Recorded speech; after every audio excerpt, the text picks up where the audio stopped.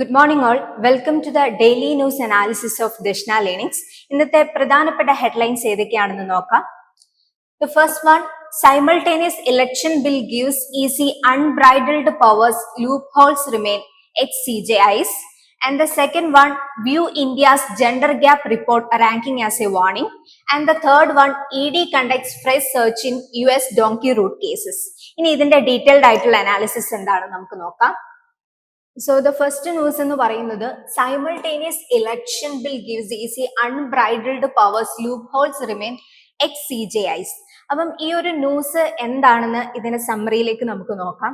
അതായത് ഇപ്പം റീസെന്റ് ആയിട്ട് നമ്മൾ ഒരുപാട് ഡിസ്കസ് ചെയ്യുന്നതാണ് ഇലക്ഷൻ കമ്മീഷൻസും അതുപോലെ തന്നെ എന്താണ് ഇലക്ഷൻസും അത് റിലേറ്റഡ് ആയിട്ടുള്ള സുപ്രീം കോർട്ടിന്റെ ജഡ്ജ്മെന്റ്സും കാര്യങ്ങളും എല്ലാം നമ്മൾ ഡിസ്കസ് ചെയ്തിരുന്നു. ഇന്നലെയും അത് റിലേറ്റഡ് ആയിട്ടുള്ള ഒരു ന്യൂസ് ഉണ്ടായിരുന്നു. അപ്പം ഇതിൽ പറയുന്നത് എന്താന്ന് വെച്ചാൽ സൈമൾട്ടേനിയസ് ഇലക്ഷൻ, അതായത് ലോകസഭയിലും സ്റ്റേറ്റ് ഗവൺമെന്റിലും ഒരേ ടൈമിൽ തന്നെ എലക്ഷൻസ് നടത്തുന്നത് റിലേറ്റഡ് ആയിട്ടുള്ള ഒരു ന്യൂസ് ആണ്. അപ്പൊ ദ കോൺസ്റ്റിറ്റ്യൂഷൻ, അതായത് 129th Amendment Bill 2024 and the Union Territory Laws Amendment Bill 2024 are under review by a joint parliamentary committee. അതായത് ഈ അമെൻമെന്റ്സ് ഇപ്പം ഒരു ജോയിന്റ് പാർലമെന്ററി കമ്മിറ്റിന്റെ അണ്ടറിൽ റിവ്യൂ ചെയ്യുന്നത് കൊണ്ടാണ് ഈ ന്യൂസിന്റെ ഒരു റിലവൻസ് ഇപ്പം വന്നിരിക്കുന്നത്. അപ്പം ഈ ബില്ല് പ്രപ്പോസ് ചെയ്യുന്നതാണ് സൈമൾട്ടേനിയസ് ഇലക്ഷൻ എന്ന് പറയുന്നത്. ഓക്കെ, അതായത് സ്റ്റേറ്റ് ഗവൺമെന്റിലും അതുപോലെ തന്നെ ലോകസഭയിലും ഒരേപോലെ തന്നെ ഇലക്ഷൻസിന് പ്രപ്പോസ് ചെയ്യുന്ന ഒരു ബില്ലാണ്. അപ്പൊ ആ ബില്ല് എക്സിക്യൂട്ട് ചെയ്യുമ്പോൾ ഉണ്ടാവുന്ന ചലഞ്ചസുകളും അതിന്റെ അഡ്വാൻറ്റേജസും ഒക്കെയാണ് ഈ ഒരു സമ്മറിയിൽ നമ്മൾ ഡിസ്കസ് ചെയ്യുക. ദെൻ ഇതില് മെയിൻ ആയിട്ട് വരുന്നത് ഫോമർ ചീഫ് ജസ്റ്റിസ് ആയിട്ടുള്ള DV ചന്ദ്രചൂഡും GS ഖേക്കറുമാണ് ഈ കമ്മിറ്റിക്ക് മുമ്പിൽ ഇതിന്റെ ഒരു സ്റ്റഡീസ് നടത്തിയിട്ട് അവരുടെ വ്യൂസ് പറയുന്നത്. ഓക്കെ, സോ എന്താണ് സൈമൾട്ടേനിയസ് ഇലക്ഷൻസ് എന്ന് പറയുന്നത്? നമ്മൾ ഓൾറെഡി പറഞ്ഞു അല്ലേ, അതായത് election cycles of the Lok Sabha and state assemblies ഒരേപോലെ ഒരു ദിവസം നടത്തുന്നതിനെയാണ് നമ്മൾ സൈമൾട്ടേനിയസ് ഇലക്ഷൻസ് എന്ന് പറയുന്നത്. അപ്പം ഇങ്ങനത്തെ ഒരു സൈമൾട്ടേനിയസ് ആയിട്ട് ഇലക്ഷൻസ് നടത്തുമ്പം നമുക്ക് എന്ത് ചെയ്യാൻ പറ്റും? കോസ്റ്റ് കുറച്ചും കൂടി റിഡ്യൂസ് ചെയ്യാൻ പറ്റും. അതുപോലെ തന്നെ നമ്മുടെ ടൈം കുറച്ചും കൂടി നമുക്ക് എന്തായിട്ട് പ്രോപ്പറായിട്ട് യൂസ് ചെയ്യാനായിട്ട് പറ്റും. സോ അതൊക്കെയാണ് സൈമൾട്ടേനിയസ് ഇലക്ഷൻസ് നടത്തുന്നത് കൊണ്ടുള്ള ഒരു അഡ്വാൻറ്റേജ് എന്ന് പറയുന്നത്. പക്ഷേ അതിൽ കുറച്ചധികം ലോജിസ്റ്റിക്കൽ കാര്യങ്ങളും കൂടി നമ്മൾ നോക്കി കാണേണ്ടതായിട്ടുണ്ട്. അപ്പൊ ഈ സൈമൾട്ടേനിയസ് ഇലക്ഷൻസ് എന്ന് പറയുന്ന ഒരു കോൺസെപ്റ്റ് ആദ്യമായിട്ട് ഇൻട്രൊഡ്യൂസ് ചെയ്തിട്ടുള്ള ഒന്നായിരുന്നില്ല. അതായത് 1951 to 1967 നമ്മുടെ ഇലക്ഷൻസ് എല്ലാം സൈമൾട്ടേനിയസ് ആയിട്ട് തന്നെയായിരുന്നു നടന്നിട്ടുണ്ടായിരുന്നത്. അതായത് ലോകസഭയിലും സ്റ്റേറ്റ് ഗവൺമെന്റിലും ഒരേ ദിവസം തന്നെയായിരുന്നു ഇലക്ഷൻസ് നടന്നിട്ടുണ്ടായിരുന്നത്. ദെൻ ഇതിലൊരു ചേഞ്ച് വന്നിട്ടുണ്ടായിരുന്നത് 1968 അതുപോലെ തന്നെ 1969 അതായത് ചില സ്റ്റേറ്റ് ഗവൺമെന്റ്സ് എല്ലാം എന്താണ് കാലാവധി തീരുന്നതിന് മുമ്പ് ഡിസോൾവ് ആയി പോയത് കൊണ്ട് അങ്ങനെ ഒരു പ്രശ്നം വന്നിട്ടുണ്ടായിരുന്നു. സോ അതിനുശേഷമാണ് ഈ സൈമൾട്ടേനിയസ് ഇലക്ഷൻസ് എന്ന് പറയുന്ന ഒരു കോൺസെപ്റ്റ് തന്നെ ചേഞ്ച് ചെയ്തിട്ട് ലോകസഭയിലും അതുപോലെ തന്നെ സ്റ്റേറ്റ് ഗവൺമെന്റിലും സെപ്പറേറ്റ് ഇലക്ഷൻസ് എന്നുള്ള ഒരു കോൺസെപ്റ്റ് വന്നിട്ടുണ്ടായിരുന്നത്. സോ സൈമൾട്ടേനിയസ് ഇലക്ഷൻസ് എന്താണെന്ന് നിങ്ങൾക്ക് മനസ്സിലായല്ലോ. ദെൻ അത് കഴിഞ്ഞിട്ട് ഈ പറയുന്നത് പോലെ ഇത് നേരത്തെ ഉണ്ടായിരുന്ന ഒരു സിസ്റ്റം തന്നെയായിരുന്നു. പക്ഷെ അത് പിന്നീട് 1968 1969 സ്റ്റേറ്റ് ഗവൺമെന്റ്സ് നേരത്തെ ഡിസോൾവ് ആയി എന്ന ഒരു പ്രശ്നം വന്നപ്പോഴാണ് ഈ പറയുന്ന സൈമൾട്ടേനിയസ് ഇലക്ഷൻ ഒരു സ്റ്റോപ്പ് ചെയ്തത്.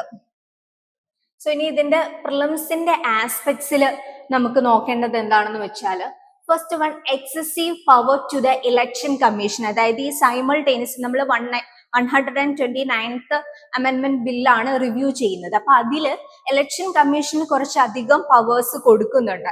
അപ്പൊ ആ ഇലക്ഷൻ കമ്മീഷന് ഒരു വൈഡ് പവേഴ്സ് കൊടുക്കുന്നത് കൊണ്ട് തന്നെ അത് അവർക്ക് ഡിറ്റർമൈൻ ചെയ്യാൻ പറ്റും simultaneous election can be held in a state എന്നുള്ളതും. അതുപോലെ തന്നെ when to conduct assembly elections if they cannot coincide with the general elections. ഈ കാര്യങ്ങളെല്ലാം അവർക്ക് കിട്ടുന്ന ഒരു എക്സസീവ് പവർ ആണ് ഇലക്ഷൻ കമ്മീഷന് കിട്ടുന്നത്. അപ്പം ഇത് ഇവിടെ തന്നെ എന്തില്ല, ഒരു No statutory oversight mechanism has been prescribed over easy decision making in this regard. അതായത് ഈ ഓവർ പവർ നമ്മൾ കൊടുത്തു എന്ന് പറഞ്ഞില്ലേ, എക്സസീവ് പവർ കൊടുത്തു എന്ന് പറഞ്ഞു. അപ്പൊ അവർക്ക് ഡിറ്റർമൈൻ ചെയ്യാൻ പറ്റും സൈമൾട്ടേനിയസ് ഇലക്ഷൻസ് ലോകസഭയിൽ സ്റ്റേറ്റിൽ നടത്താൻ പറ്റുമോ, അതുപോലെ തന്നെ അവർക്ക് അവർ നോക്കിയിട്ട് അസംബ്ലി ഇലക്ഷൻസ് എപ്പോൾ നടത്തണം എന്നുള്ള ഇതൊക്കെ ഡിസൈഡ് ചെയ്യാൻ ഇലക്ഷൻ കമ്മീഷന് പറ്റും എന്നുള്ളതാണ് ആ അമെന്റ്മെന്റ് ബില്ലിൽ പറയുന്നത്. അപ്പൊ അതിന് പ്രത്യേകിച്ചതായിട്ട് അത് റിവ്യൂ ചെയ്യാനായിട്ട് ഒരു സ്റ്റാറ്റ്യൂട്ടറി ഓവർസൈറ്റ് ഇല്ല. അപ്പൊ അതും ഈ പറയുന്നത് ഒരു പ്രശ്നമാണ്. അപ്പൊ എന്താണ്, raises concern over lack of checks and balance on constitutional body. ഇവരെടുക്കുന്ന ഡിസിഷൻസ് കറക്റ്റ് ആണോ, അതുപോലെ തന്നെ അതിനെ റിവ്യൂ ചെയ്യാൻ ഒരു പ്രോപ്പർ ആയിട്ടുള്ള ഒരു കോൺസ്റ്റിറ്റ്യൂഷണൽ ബോഡി ഇല്ല എന്നുള്ളതും ഇതിന്റെ ഒരു പ്രശ്നമാണ്. Then absence of parliamentary role. അപ്പൊ ഓൾറെഡി നമ്മൾ പറഞ്ഞിരുന്നു ഒരു കോൺസ്റ്റിറ്റ്യൂഷണൽ ബോഡിയുടെ ഒരു പ്രസൻസ് അവിടെ ഇല്ല, ഒരു നോ സ്റ്റാറ്റ്യൂട്ടറി ഓവർസൈറ്റ് അവിടെ ഉണ്ടാകും ഈ എക്സസ് പവർ ഇലക്ഷൻ കമ്മീഷന് കൊടുക്കുമ്പോൾ എന്നുള്ളത് നമ്മൾ പറഞ്ഞിരുന്നു. ഓക്കെ, അപ്പം ഈ ആബ്സെൻസ് ഓഫ് പാർലമെന്ററി റോളും അതിന്റെ ഒരു ആസ്പെക്ട്സിൽ ഡിസ്കസ് ചെയ്യേണ്ടതാണ്. അപ്പം ജസ്റ്റിസ് കേക്കറും DV ചന്ദ്രചൂഡുമാണ് ഈ കമ്മിറ്റിക്ക് ജോയിന്റ് പാർലമെന്ററി കമ്മിറ്റിക്ക് മുമ്പിൽ ഈ ഒരു ഇതിനെ പറ്റി സ്റ്റഡി ചെയ്തിട്ട് റിവ്യൂ ചെയ്യുന്ന രണ്ടാൾക്കാർ. അപ്പൊ ഈ ജസ്റ്റിസ് കേക്കർ പറഞ്ഞിട്ടുള്ള കാര്യം എന്താണ്, parliament or the union council of minister should have A say in determine whether assembly election should be delayed.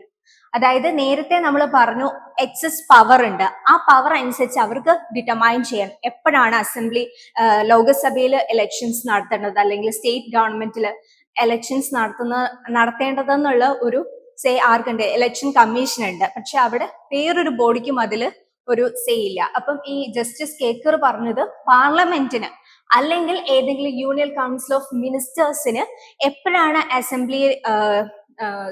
Assembly elections നടത്തേണ്ടതെന്ന് determine ചെയ്യാനുള്ള ഒരു പവർ കൊടുക്കണം, ഒരു സേ ഉണ്ടായിരിക്കണം എന്നുള്ളതാണ് ജസ്റ്റിസ് കേക്കർ പറയുന്നത്.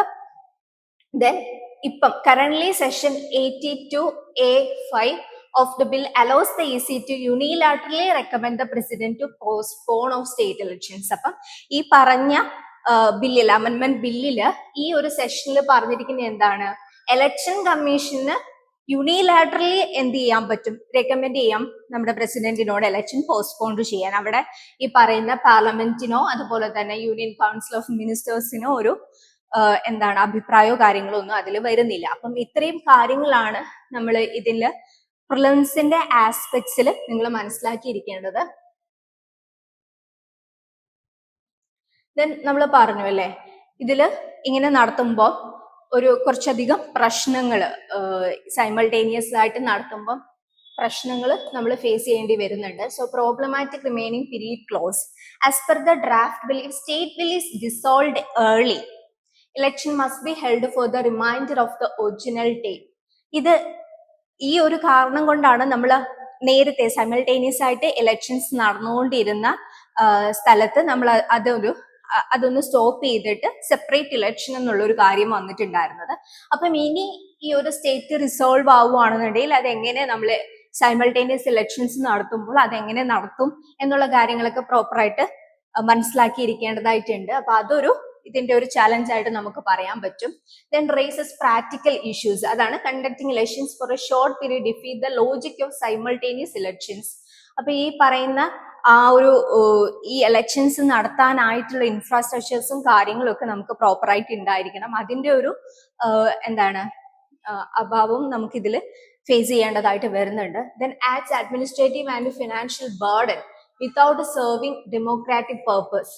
അവിടെ ഒരു ഡെമോക്രാറ്റിക് പർപ്പസ് സെർവ് ചെയ്യുന്നില്ല. ഈ പറയുന്ന പോലെ അഡ്മിനിസ്ട്രേറ്റീവ് ആണെങ്കിലും ഫിനാൻഷ്യൽ ബർഡൻ, അതായത് ഒരു ദിവസം തന്നെ ഈ സൈമൾട്ടേനിയസ് ആയിട്ട് ഇലക്ഷൻസ് നടത്തുമ്പോൾ അഡ്മിനിസ്ട്രേറ്റീവ് രീതിയിൽ നോക്കുകയാണെന്നാൽ അത് കുറച്ചും കൂടി ബർഡൻ ആയിരിക്കും അവർക്ക്. അപ്പൊ അതും ഒരു ചലഞ്ചസ് ആണ് എന്ന് നമുക്ക് പറയാം.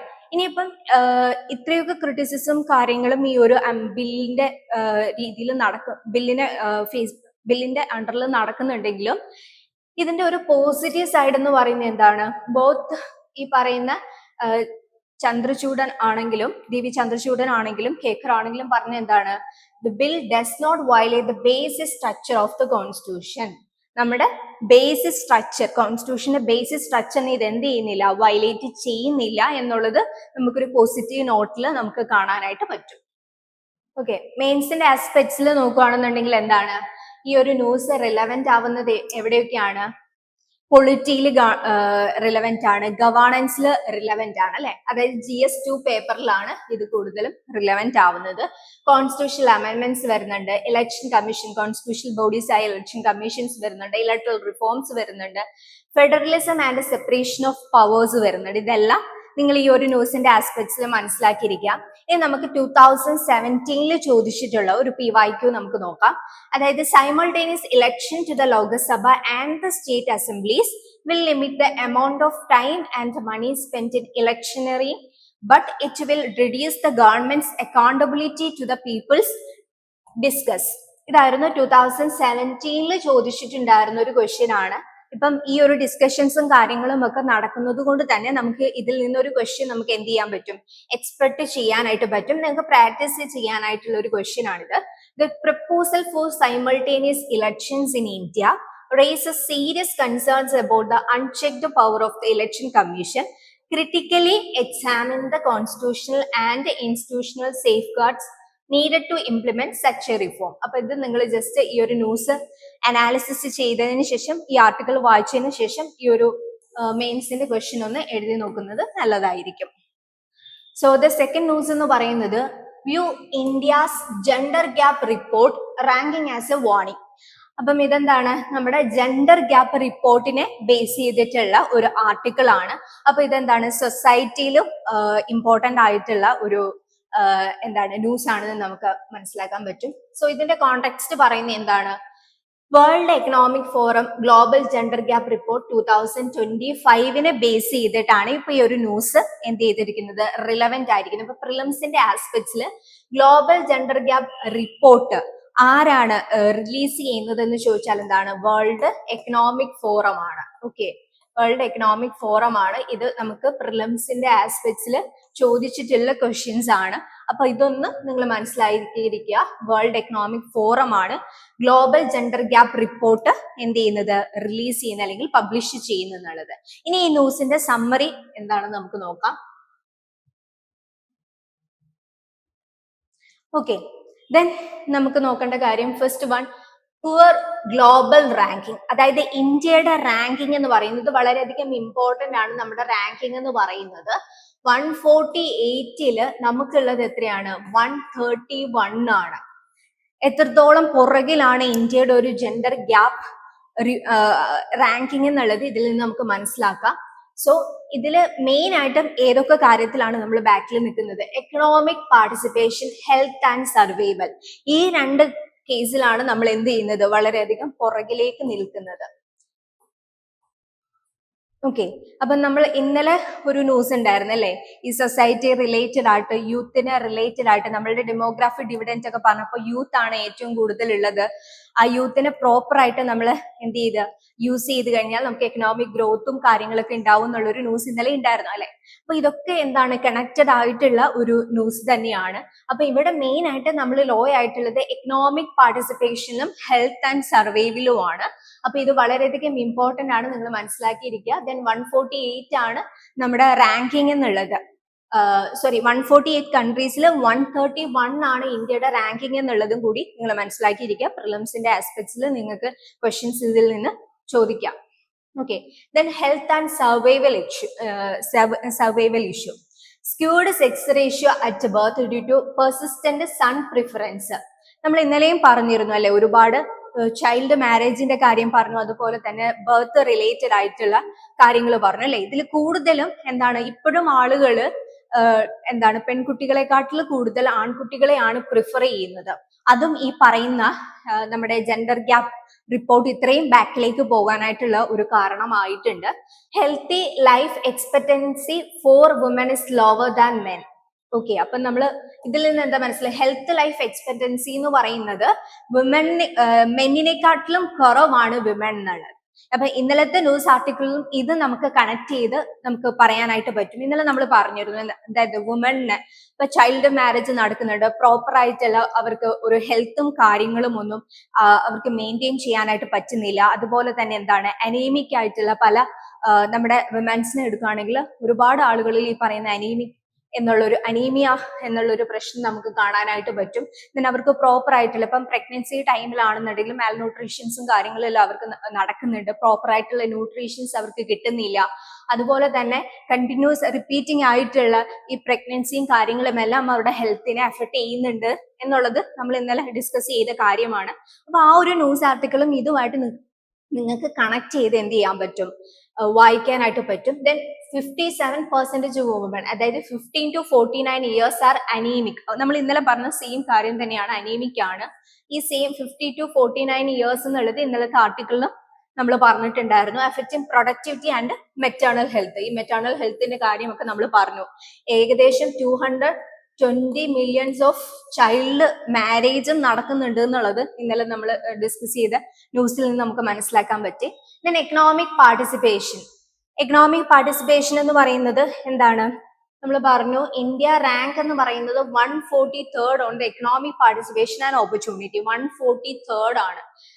148 കൺട്രീസിൽ 143rd ആണ് നമ്മളുടെ എക്കണോമിക് പാർട്ടിസിപ്പേഷൻ ആൻഡ് ഓപ്പർച്യൂണിറ്റി എന്ന് പറയുമ്പോൾ എത്രത്തോളം പിറകിലാണ് നമ്മൾ എന്നുള്ളത് നമുക്ക് മനസ്സിലാക്കാൻ പറ്റും. Women earns less than 1/3 of men's income. അതായത് ഈ പറയുന്നത് പോലെ ജോബിന്റെ കേസസിൽ വരുവാണെന്നുണ്ടെങ്കിലും ഈക്വലി ട്രീറ്റ് ചെയ്യാത്തതും ഒരു പ്രശ്നം തന്നെയാണ്. അതുപോലെ തന്നെ അവർക്ക് പ്രോപ്പർലി ഇൻകത്തിന്റെ ഒരു വേരിയേഷൻസ് മെന്നിലും വിമണിലും നോക്കുകയാണെന്നെങ്കിൽ നമുക്ക് മനസ്സിലാക്കാൻ പറ്റും. Then female labour force participation remains low. Okay, അവരുടെ ഒരു പാർട്ടിസിപ്പേഷൻ ലേബറിൽ അല്ലെങ്കിൽ ജോബ് സെക്ടേഴ്സിലൊക്കെ ഫീമെയിൽസിന്റെ പാർട്ടിസിപ്പേഷൻ വളരെ കുറവാണ്. Okay, then McKinsey 2050 closing gender gap could add $770 billion to GDP by 2025, a missed opportunity. അപ്പൊ ഇതിൽ പറയുന്നത്, ഇത് നിങ്ങൾക്ക് ഒന്ന് മനസ്സിലാക്കിയിരിക്കുക, മെക്കൻസി 2050 പറഞ്ഞിരിക്കുന്നത് എന്താണ്? ഈ ജെൻഡർ ഗ്യാപ്പ് നമുക്ക് ക്ലോസ് ചെയ്യുവാണെന്നുണ്ടെങ്കിൽ ഏകദേശം GDP എന്ന് പറയുന്നത് എന്താണ്? $770 ബില്യൺ ടു GDP-യിലേക്ക് ആഡ് ചെയ്യും എന്നുള്ള രീതിയിലുള്ള ഒരു കാര്യമായിരുന്നു മെക്കൻസി 2050 പറഞ്ഞിട്ടുണ്ടായിരുന്നത്.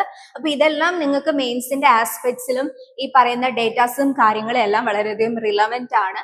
അപ്പൊ ഈ പറയുന്നത് പോലെ ആർട്ടിക്കിൾസ് ഒക്കെ നിങ്ങൾക്ക് എന്ത് ചെയ്യാൻ പറ്റും? കണക്ട് ചെയ്ത് വായിച്ചിട്ട് നിങ്ങൾക്ക് ആൻസേഴ്സ് എഴുതാനായിട്ട് പറ്റും.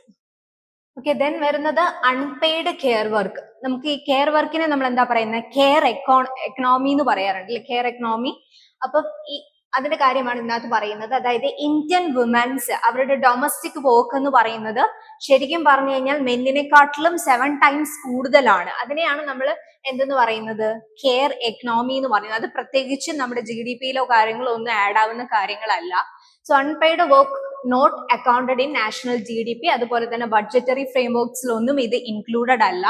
ദെൻ എന്താണ്? നെഗ്ലെക്ട് കെയർ എക്കണോമി. സോ നമ്മൾ പറഞ്ഞിരുന്നു, കെയർ എക്കണോമി എന്ന് പറഞ്ഞാൽ ഈ പറയുന്ന ഡൊമസ്റ്റിക് വർക്ക് ചെയ്യുന്നതിനെയാണ്, ഇന്ത്യൻ വുമൻസ് ഡൊമസ്റ്റിക് വർക്ക് ചെയ്യുന്നതിനെയാണ് കെയർ എക്കണോമി എന്ന് പറയുന്നത്. Lack of investment in child care centres, then എന്താണ്? Elderly care service, maternity benefit, ഇതൊക്കെ നമ്മൾ എന്ത് ചെയ്യുന്നില്ല, ഈ ഒരു ഏരിയാസിലൊക്കെ നമ്മുടെ ഇൻവെസ്റ്റ്മെന്റ് എന്ന് പറയുന്നത് എന്താണ്? കുറവാണ്. അപ്പൊ ഇതെല്ലാം ഇതിന്റെ ഒരു ആസ്പെക്ട്സിൽ മനസ്സിലാക്കുക. Leads to women's exclusion from the work face and economic underutilization. അത് എന്തുകൊണ്ടാണ്? ഈ പറയുന്ന കെയർ എക്കണോമി കൊണ്ടാണ് ഈ പറഞ്ഞ വിമൻസിന്റെ എക്സ്ക്ലൂഷൻസ് വരുന്നത് എന്നുള്ള കാര്യങ്ങൾ കൂടിയിട്ട് നിങ്ങൾ മനസ്സിലാക്കുക. ദെൻ ഇനി മെയിൻസിന്റെ ആസ്പെക്ട്സിൽ നോക്കുകയാണെന്ന് ദെൻ ഇതും കൂടി നോക്കുക, സ്ട്രക്ചറൽ ആൻഡ് പോളിസി ഫെയിലിയേഴ്സ്. ഇപ്പൊ നമ്മൾ പറഞ്ഞു കെയർ എക്കണോമിയിൽ ഈ പറയുന്നത് പോലെ എന്താണ് കാര്യങ്ങളിൽ ഉള്ള ഇൻവെസ്റ്റ്മെന്റ്, ഈ പറയുന്ന ചൈൽഡ് കെയറിലാണെങ്കിലും അതുപോലെ എൽഡർലി കെയറിംഗ് ആണെങ്കിലും മെറ്റേണിറ്റി കെയറിംഗ് ആണെങ്കിലും അതിന്റെയൊക്കെ ഇൻവെസ്റ്റ്മെന്റ്സ് വളരെയധികം കുറവാണ്. സോ അതൊക്കെ നമ്മളുടെ ഈ പറയുന്ന പോളിസിയുടെ ഒരു ഫെയിലിയർ ആയിട്ട് നമുക്ക് പറയാനായിട്ട് പറ്റും. ദെൻ എന്താണ്? നെഗ്ലെക്ട് വുമൻസ് ഹെൽത്ത്. നമുക്ക് പറഞ്ഞു വിമൻസിന്റെ ഹെൽത്ത് അല്ലെങ്കിൽ ലൈഫ് എക്സ്പെക്ടൻസി എന്ന് പറയുന്നത് മെന്നിനെക്കാട്ടിൽ കുറവാണെന്ന് നമ്മൾ മനസ്സിലാക്കി. സോ ദെൻ അത് ഒരു പോളിസിയുടെ ഒരു ഫെയിലിയർ ആണെന്ന് നമുക്ക് മനസ്സിലാക്കാൻ പറ്റും. Then lack of gender sensitive policies, then എന്താണ്? Gender budgeting and time use service, absence of integrated policy, അതായത് link in health, labour, social protection, ഇതൊക്കെ ഇന്റഗ്രേറ്റ് ചെയ്തിട്ടുള്ള പോളിസീസിന്റെ ആബ്സെൻസും ഈ പറയുന്ന ഒരു ഡിസഡ്വാൻറ്റേജ് ആണ്, അല്ലെങ്കിൽ ഈ ജെൻഡർ ഗ്യാപ്പ് റിപ്പോർട്ട് ഫേസ് ചെയ്യുന്ന ഒരു എന്താണ് ഒരു ചലഞ്ച് ആണെന്ന് നമുക്ക് പറയാനായിട്ട് പറ്റും. സോ മെയിൻസിന്റെ ആസ്പെക്ട്സിൽ നോക്കുകയാണെന്നുണ്ടെങ്കിൽ എന്താണ്, സൊസൈറ്റിയിൽ വളരെയധികം ഇമ്പോർട്ടന്റ് ആയിട്ടുള്ള ഒരു ടോപ്പിക് ആണ്. ദെൻ GS2 വരുമ്പോൾ എന്താണ്, governance and social justice welfare സ്കീംസിലൊക്കെ വരുന്നതാണ്. ദെൻ എന്താണ്, എക്കണോമിക് ഡെവലപ്മെന്റ് വരുന്നുണ്ട് അല്ലെ, GDPന്റെ കേസസിൽ വരുമ്പം. ദെൻ എസ്സേയിൽ നമുക്ക് വരുന്നത് എന്താണ്, topics on gender development and social justice, then public policy social empowerment, case studies. അപ്പൊ ഇതൊക്കെ വളരെയധികം ഇമ്പോർട്ടന്റ് ആയിട്ടുള്ള ന്യൂസ് ആണ്. അപ്പൊ ഇങ്ങനത്തുള്ള ന്യൂസ് ഒക്കെ നിങ്ങൾ എന്ത് ചെയ്യുക, ഡീറ്റെയിൽഡ് ആയിട്ട് തന്നെ അനലൈസ് ചെയ്യുക, അതിനെപ്പറ്റി ഒരു അണ്ടർസ്റ്റാൻഡിങ് ഉണ്ടാക്കിയെടുക്കുക. ദെൻ UPSC മെയിൻസിന്റെ ഒരു PYQ നമുക്ക് നോക്കുകയാണെങ്കിൽ, what are the main factors responsible for gender inequality in India, discuss the contribution of Savitribai Phule in the regard. Savitribai ഫുലെയുടെ കോൺട്രിബ്യൂഷൻസ് ഇതിന്റെ അണ്ടറിൽ റിവ്യൂ ചെയ്യുക എന്നുള്ള ഒരു ക്വസ്റ്റ്യൻ ആയിരുന്നു PYQ ഉണ്ടായിരുന്നത്. അപ്പം അത് വളരെയധികം റിലവന്റ് ആണ് ഈ ജെൻഡർ ഗ്യാപ്പ് എന്നൊക്കെ പറയുന്ന ടോപ്പിക്സ് എന്ന് പറയുന്നത്. സോ നിങ്ങൾക്ക് പ്രാക്ടീസ് ചെയ്യാൻ ഒരു ക്വസ്റ്റ്യൻ ഉണ്ട്, gender equality is a demographic and economic necessity for India's future, discuss. അപ്പം ഈ ഒരു എന്താണ് ക്വസ്റ്റ്യൻ നിങ്ങൾ എഴുതുന്ന സമയത്ത് ഇന്നലത്തെയുള്ള ന്യൂസും കൂടി എന്ത് ചെയ്യുക, റെഫർ ചെയ്യുക. അപ്പൊ ഈ പറയുന്ന ഡെമോഗ്രാഫിക് ഡിവിഡൻഡിന്റെ കാര്യങ്ങളും ഒക്കെ നിങ്ങൾക്ക് അതിൽ നിന്ന് പോയിന്റ്സ് എന്ത് ചെയ്യാൻ പറ്റും, എഴുതാനായിട്ട് പറ്റും. ഇങ്ങനത്തെ ഉള്ള ക്വസ്റ്റ്യൻസ് വരുമ്പോൾ അതിന് പ്രീവിയസ് ആയിട്ടുള്ള ആർട്ടിക്കിൾസും ഒക്കെ ആയിട്ടൊന്ന് കണക്ട് ചെയ്ത് പോയിന്റ്സ് ഒക്കെ നിങ്ങൾ എടുത്തു വെക്കുകയാണെങ്കിൽ കുറച്ചും കൂടി നല്ലതായിരിക്കും. So the third and last news എന്ന് പറയുന്നത്, ED conducts fresh search in US donkey route case. അപ്പൊ ഈ ഡോങ്കി റൂട്ട് വളരെയധികം ഇമ്പോർട്ടന്റ് ആണ്, പ്രിലിംസിന്റെ ആസ്പെക്ട്സിൽ നമുക്ക് മനസ്സിലാക്കിയിരിക്കേണ്ടതാണ്. സോ എന്തുകൊണ്ടാണ് ഈ ന്യൂസ് അല്ലെങ്കിൽ ED സെർച്ചസ് അവിടെ നടത്തുന്നത് എന്നുള്ള നമുക്ക് നോക്കാം. സോ ഇതിന്റെ ഒരു കോണ്ടെക്സ്റ്റ് എന്ന് പറയുകയാണെങ്കിൽ, ഈ ഡോങ്കി റൂട്ടിലൂടെ ഈ റീസെന്റ് ഇയേഴ്സിൽ ഒരുപാട് ആൾക്കാർ, ഇന്ത്യൻ മൈഗ്രൻസ് എന്ത് ചെയ്യുന്നുണ്ട്, US മൈഗ്രേറ്റ് ചെയ്യപ്പെടുന്നുണ്ട്. അതും ഇല്ലീഗൽ ട്രാഫിക്കിംഗ്, ഹ്യൂമൻ ട്രാഫിക്കിംഗ് കാര്യങ്ങളുമെല്ലാം ഡേഞ്ചറസ് ആയിട്ടുള്ള ലാൻഡ് റൂട്ടിലൂടെ, ഈ ഡോങ്കി റൂട്ട്സ് പോലെയുള്ള റൂട്ട്സിലൂടെ നടത്തുന്നുണ്ട്. എസ്പെഷ്യലി ത്രൂ എവിടെയാണ്, സെൻട്രൽ ആൻഡ് സൗത്ത് അമേരിക്കയിലോട്ട് നടക്കുന്നുണ്ട്. അപ്പം ഈ ഒരു കാര്യം, സ്മഗ്ലിങ്സ് നടത്തുന്നുണ്ട്, അതുപോലെ ഹ്യൂമൻ ട്രാഫിക്കിംഗ് കാര്യങ്ങളും ഒക്കെ നടത്തുന്നുണ്ട്. അപ്പൊ ഈ ഒരു കോണ്ടെക്സ്റ്റിലാണ് ED അവിടുത്തെ സെർച്ച് എന്ത് ചെയ്തിട്ടുണ്ടായിരുന്നത്, നടത്തുന്നത്. സോ EDയും അതുപോലെ തന്നെ എന്താണ്, നാഷണൽ ഇൻവെസ്റ്റിഗേഷൻ ഏജൻസിയും കൂടി ഒരുമിച്ചാണ് ഈ ഒരു സെർച്ച് കോർഡിനേറ്റ് ചെയ്യുന്നത്. ഓക്കെ, അപ്പം ഇതിൽ മെയിൻ ആയിട്ട് നമ്മൾ ഫോക്കസ് ചെയ്യുന്ന ഏരിയാസ് ഏതാണ്, പഞ്ചാബ്, ഹരിയാന, ഡൽഹി ആൻഡ് ഹിമാചൽ പ്രദേശ്. ഈ ഒരു ഏരിയയിൽ നമ്മൾ ഫോക്കസ് ചെയ്തിട്ടാണ് ഈ ഒരു സെർച്ചും കാര്യങ്ങളും നടത്തുന്നത്. സോ എന്താണ് ഡോങ്കി റൂട്ട് എന്ന് നമുക്ക് നോക്കാം. സോ ഈ ഡോങ്കി റൂട്ടിന്റെ ഒരു ഹിസ്റ്ററി നോക്കുകയാണെന്നുണ്ടെങ്കിൽ, നോക്കുകയാണെന്നുണ്ടെങ്കിൽ 2022 അറൌണ്ട് 97,000 ഇന്ത്യൻസ് ആണ് ഇല്ലീഗലി എങ്ങോട്ട് എൻട്രി ചെയ്തിട്ടുണ്ടായിരുന്നത്, അമേരിക്കയിലേക്ക് എൻട്രി ചെയ്തിട്ടുണ്ടായിരുന്നത്. അവരെന്ത് ചെയ്തിട്ടുണ്ടായിരുന്നു, അമേരിക്കൻ അതോറിറ്റീസ് അറസ്റ്റ് ചെയ്തിട്ടുണ്ടായിരുന്നു. 2019 മുതൽ ഈ ഒരു ഇല്ലീഗൽ മൈഗ്രേഷൻസും കാര്യങ്ങളും നടക്കുന്നുണ്ട്. ഏകദേശം 45,000 ഇന്ത്യൻസിനെ എന്ത് ചെയ്തിട്ടുണ്ട്, അമേരിക്കൻ അതോറിറ്റീസ് അറസ്റ്റ് ചെയ്തിട്ടുണ്ട്. അപ്പം ഇവര് ഈ അറസ്റ്റ് ചെയ്ത ആൾക്കാർ പറഞ്ഞിട്ടുണ്ടായിരുന്നത്, അവർക്ക് ഇന്ത്യയിൽ ത്രെഡ്സ് ഫേസ് ചെയ്യുന്നത് കൊണ്ടാണ് ഇങ്ങനെ ഒരു മൈഗ്രേഷൻ അവർ നടത്തുന്നത് എന്നുള്ളതാണ് പറഞ്ഞിട്ടുണ്ടായിരുന്നത്. So in January 2022 a family of 4 including 2 children from Gujarat died while crossing into the US from Canada. കാനഡയിൽ നിന്ന് US ഈ പറയുന്നത് പോലെ മൈഗ്രേറ്റ് ചെയ്യാൻ ശ്രമിച്ച ടൈമിൽ 4 പേര് എന്ത് ചെയ്തിട്ടുണ്ടായിരുന്നു, ഒരു ഫാമിലിയിലെ ആൾക്കാർ മൊത്തത്തിൽ മരിച്ചിട്ടുണ്ടായിരുന്നു. അപ്പൊ നമ്മൾ നേരത്തെ പറഞ്ഞിട്ട് നിങ്ങളുള്ള ഇല്ലീഗൽ മൈഗ്രേഷൻസ് ഒക്കെ നടത്തുന്നത് വഴി ഡേഞ്ചറസ് ആയിട്ടുള്ള ലാൻഡ് റൂട്ട്സിലൂടെയാണ് ഇവര് മൈഗ്രേഷൻ നടത്തുന്നത്. അപ്പൊ ഒരുപാട് ലൈഫ് ത്രെട്ടനിങ് ആയിട്ടുള്ള കേസസുകളൊക്കെ ഇവർക്ക് എന്ത് ചെയ്യേണ്ടി വരും, ഫേസ് ചെയ്യേണ്ടി വരും. സോ ഇതാണ് ഈ ഡോങ്കി റൂട്ട്സിന് ഫുൾ ഒരു ഹിസ്റ്റോറിക്കൽ ആയിട്ട് നമ്മൾ നോക്കുവാണെങ്കിൽ എന്തോരം ആൾക്കാർ മൈഗ്രേറ്റ് ചെയ്തിട്ടുണ്ട്, അതിൽ എത്ര പേർക്ക് ലൈഫ് നഷ്ടമായിട്ടുണ്ട് എന്നുള്ള കാര്യങ്ങളൊക്കെയാണ് ഇതിനകത്ത് മെയിൻ ആയിട്ട് നമുക്ക് മനസ്സിലാക്കാൻ പറ്റുന്നത്. ദെൻ നിങ്ങൾ ഷാരൂഖ് ഖാന്റെ ഒരു മൂവി ഉണ്ട്, അതായത് ഡങ്കി എന്ന് പറഞ്ഞിട്ട് 2023 റിലീസ് ചെയ്തിട്ടുള്ള ഒരു മൂവിയാണ്. അപ്പൊ നിങ്ങൾ കണ്ടിട്ടുള്ളവർ കാണുന്നുണ്ടെങ്കിൽ ആ ഒരു ഈ ഒരു ഈ ഡങ്കി റൂട്ടിനെ ബേസ് ചെയ്തിട്ടുള്ള ഒരു ഫിലിമാണ്. അപ്പം കാണാത്തവരാണെന്നുണ്ടെങ്കിൽ നിങ്ങളൊന്ന് ജസ്റ്റ് അത് കണ്ടു നോക്കിക്കഴിഞ്ഞാൽ ഏകദേശം ആ ഒരു സിറ്റുവേഷൻസ് എങ്ങനെയാണെന്നുള്ളത് നിങ്ങൾക്ക് മനസ്സിലാക്കാൻ പറ്റും. ദെൻ ഈ ഡങ്കി എന്ന് പറഞ്ഞാൽ ഒരു ലോക്കൽ നെയിം ആണ്, അതായത് നമ്മുടെ റീജിയണൽ ഡോങ്കീസിനെ വിളിക്കുന്ന പേരാണ്. ലോക്കലി പഞ്ചാബിലൊക്കെ വിളിക്കുന്ന പേരാണ് ഡങ്കി എന്ന് പറയുന്നത്. ഓക്കെ, അപ്പം ഇതിന്റെ ഒറിജിനേഷൻ പഞ്ചാബി ഇഡിയത്തിലാണ്. ആ ഇഡിയത്തിന്റെ മീനിങ് എന്താണ്? Hopping from one place to another, അല്ലെ? മൈഗ്രേഷൻ അവരെന്താണ്, ഇപ്പൊ ഇന്ത്യയിൽ നിന്ന് മൈഗ്രേറ്റ് ചെയ്യുന്നവരാണെങ്കിൽ അവർ പറയുന്നത് അവിടെ അവർക്ക് ലൈഫ് ത്രെട്ടനിങ് ഫേസ് ചെയ്യുന്നത് കൊണ്ടാണ് അവർ മൈഗ്രേറ്റ് ചെയ്യുന്നതെന്ന് പറയുന്നു. സോ അതാണ് hopping from one place to another. കൂടുതലും ഈ പറഞ്ഞ പഞ്ചാബ്, ഡൽഹി, ഹിമാചൽ പ്രദേശ് ഏരിയയിൽ നിന്നുള്ള ആൾക്കാരാണ് മൈഗ്രേറ്റ് ചെയ്യുന്നതെന്ന് നമ്മൾ പറഞ്ഞിട്ടുണ്ടായിരുന്നു, അല്ലെ? അപ്പം ആ ഒരു ആസ്പെക്റ്റിൽ നിങ്ങൾ ഇത് മനസ്സിലാക്കിയിരിക്കുക. അപ്പൊ ഇതിൽ പറയുന്ന ഈ ന്യൂസിൽ പറയുന്ന കാര്യം എന്താണ്? ആദ്യം ജൂലൈ 9th ഒരു സെർച്ച് നടത്തിയിട്ടുണ്ടായിരുന്നു പഞ്ചാബും ഹരിയാനയും ബേസ് ചെയ്തിട്ട്. അതിന്റെ ബാക്കിയായിട്ട് ജൂലൈ 12th ഇവർ എന്ത് ചെയ്തിട്ടുണ്ട്? ഒരു സെർച്ച് നടത്തിയിട്ടുണ്ട്. അപ്പം ഇതിൽ നിന്ന് അവർക്ക് മനസ്സിലാക്കാൻ പറ്റിയ കാര്യങ്ങൾ എന്ന് പറയുന്നത് എന്താ? ഈ ഡോങ്കി റൂട്ട് മെയിൻ ആയിട്ട് ഹ്യൂമൻ ട്രാഫിക് റാക്കറ്റിന്റെ അണ്ടറിലാണ്. അപ്പൊ അതിൽ തന്നെ ഈ പറയുന്ന ആളുകളിൽ നിന്ന് ഏകദേശം 45 to 50 lakh പെർ പേഴ്സൺ ഇവർ എന്ത് ചെയ്യുന്നുണ്ട്? വാങ്ങിക്കുന്നുണ്ട് ഈ മൈഗ്രേഷൻസിന് വേണ്ടിയിട്ട്. അപ്പം ഈ പറഞ്ഞ മൈഗ്രേഷൻസ് നടത്തുന്നത് പ്രോപ്പർ ചാനലിലൂടെയും കാര്യങ്ങളിലൂടെയും അല്ല. അതുപോലെ തന്നെ ഹസാഡിയസ് ആയിട്ടുള്ള അല്ലെങ്കിൽ ലൈഫ് ത്രെട്ടനിങ് ആയിട്ടുള്ള പാത്തിലൂടെയാണ് ഇവര് ഈ ഒരു മൈഗ്രേഷൻ നടത്തുന്നത് എന്നുള്ളതാണ് നമുക്ക് ഈ ഇഡിയുടെ സെർച്ചിൽ നിന്നും അവരുടെ ഒരു ഓപ്പറേഷനിൽ നിന്നും മനസ്സിലാക്കാൻ പറ്റുന്നത്. അതുപോലെ തന്നെ ഇവർ ഈ ഒരു റൂട്ടിൽ എൻറ്റർ ചെയ്യുവാണെന്നുണ്ടെങ്കിൽ ഈ പറയുന്ന ഈ ഡോങ്കേഴ്സ് എന്ന് പറയുന്നത് എന്താണ്? ഇവരെ മൈഗ്രേറ്റ് ചെയ്യാൻ ഹെൽപ്പ് ചെയ്യുന്ന ഏജൻസി അല്ലെങ്കിൽ ആ ഒരു റാക്കറ്റിൽ ഉള്ള ആൾക്കാരെയാണ് ഡോങ്കേഴ്സ് എന്ന് പറയുന്നത്. അപ്പൊ അവരെന്ത് ചെയ്യാണ്? കൂടുതലും ഫോഴ്സ് ചെയ്യാണ് ഇവരെ കൊണ്ട് പേ ചെയ്യാൻ വേണ്ടിയിട്ട്. സോ അത് അങ്ങനെയുള്ള കാര്യങ്ങളെല്ലാമാണ് ഇതിൽ നിന്ന് മനസ്സിലാക്കേണ്ടത്. ദെൻ NI എന്ത് ചെയ്തിട്ടുണ്ട്? ഗഗൻദീപ് സിംഗ് എന്ന് പറഞ്ഞിട്ടുള്ള ഈ ഒരു വൺ ഓഫ് ദ ഡോങ്കേഴ്സ് ആണ്. പുള്ളിന്റെ അറസ്റ്റും കാര്യങ്ങളും എല്ലാം റിപ്പോർട്ട് ചെയ്തിട്ടുണ്ട്. ദെൻ 17 FIRs പറയുന്നത് പോലെ മൈഗ്രേഷന്റെ ബേസിസിൽ അവർ കേസ് ചാർജ് ചെയ്തിട്ടുണ്ട്. ഓക്കെ, അപ്പൊ ഈ കാര്യങ്ങളെല്ലാം നിങ്ങളൊന്ന് മനസ്സിലാക്കിയിരിക്കുക. ദെൻ ഇത് മെയിൻസിന്റെ ആസ്പെക്ട്സിൽ വരുമ്പം ഏതിലൊക്കെയാണ് ഇമ്പോർട്ടന്റ് ആയിട്ട് വരിക? GS 2 and GS 3 വരുന്നുണ്ട്. ഇന്റേണൽ സെക്യൂരിറ്റി വരുന്നുണ്ട്. ഇന്റർനാഷണൽ റിലേഷൻസ് GS 2 ഇമ്പോർട്ടന്റ് ആണ്.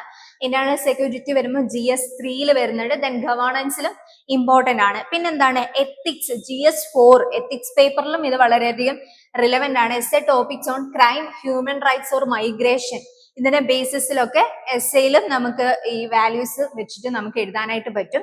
ഇനി ഒരു MCQ നോക്കുകയാണെന്നുണ്ടെങ്കിൽ എന്താണ്? The term donkey route or donkey route which has been seen in the news is related to. First one എന്താണ്? An ancient trade route connecting India and Pakistan. An ancient trade route that linked the Western world with the Middle East and Asia. And the third one, illegal migration routes that people used to reach countries in the Middle East or Europe. Human trafficking networks operating in Southeast Asia.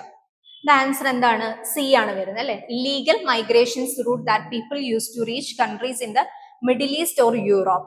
അപ്പം ഈ പ്രിലിംസിന്റെ ആസ്പെക്ട്സിൽ donkey root എന്താണെന്ന് നിങ്ങൾ മനസ്സിലാക്കുക. ഈ ന്യൂസുകളെല്ലാം തന്നെ detailed ആയിട്ട് analyse ചെയ്യുക. അതുപോലെ തന്നെ സൊസൈറ്റി റിലേറ്റഡ് ആയിട്ടുള്ള പേപ്പേഴ്സ് വരുമ്പോൾ അതിന് മുമ്പുള്ള ആർട്ടിക്കിൾസുമായിട്ട് കണക്ട് ചെയ്യാൻ പറ്റുന്നുണ്ടെങ്കിൽ അതൊക്കെ നിങ്ങൾ മനസ്സിലാക്കി പോയിന്റ്സുകൾ നിങ്ങൾ അതിന്റെ ബേസിസിൽ കൂടിയിട്ട് റെഡിയാക്കുക. പിന്നെ ഇതിനകത്തുള്ള പ്രാക്ടീസ് ക്വസ്റ്റ്യൻസ് നിങ്ങൾ എഴുതി നോക്കുക. ഓക്കെ, അപ്പം എല്ലാ ന്യൂസുകളും ഒന്നും കൂടി നിങ്ങൾ അനലൈസ് ചെയ്ത് നിങ്ങളുടെ ഒരു പോയിന്റ് ഓഫ് വ്യൂ ഉണ്ടാക്കിയെടുക്കുക. Okay, thank you.